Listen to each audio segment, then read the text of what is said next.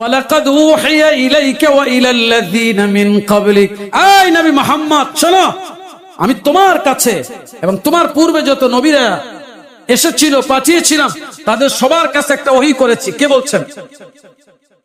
লা ইন আশরাকতা, যদি শিরিক করো, লা ইয়াহবাতান্না আমালুক, তাহলে অবশ্যই তোমার সব আমল নষ্ট হয়ে যাবে। কে বলেছেন?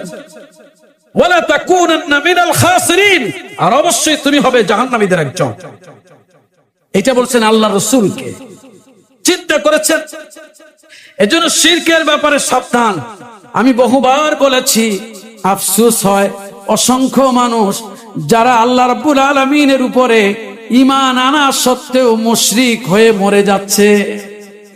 ঈমান আনছে, কি সৌভাগ্য, কিন্তু সে আল্লাহর উপরেই খালি ঈমান আনে নাই, খাজা বাবার উপরও ঈমান আনছে। সে বিশ্বাস করে খাজা বাবা আমারে দেখে, আছে কিনা বলে, খাজা বাবা আমার ভাগ্যের পরিবর্তন ঘটাইতে পারে, অমুক বিশ্বাস বুঝুন আমার জিন্দেগির ভাগ্যের মালিক। আসলে কি সে মালিক?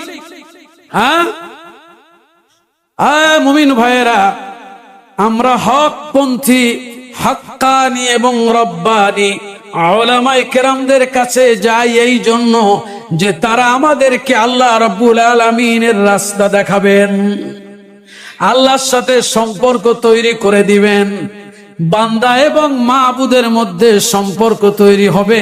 না না না, আমরা এজন্য যাই না যে আমরা আল্লাহরে বাদ দিয়া ওই সব মানুষগুলোরই নিজেদের প্রভু বানিয়ে নেব।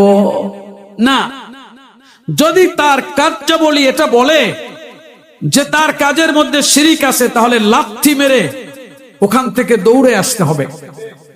কথা বুঝে আসছে ভাইয়েরা?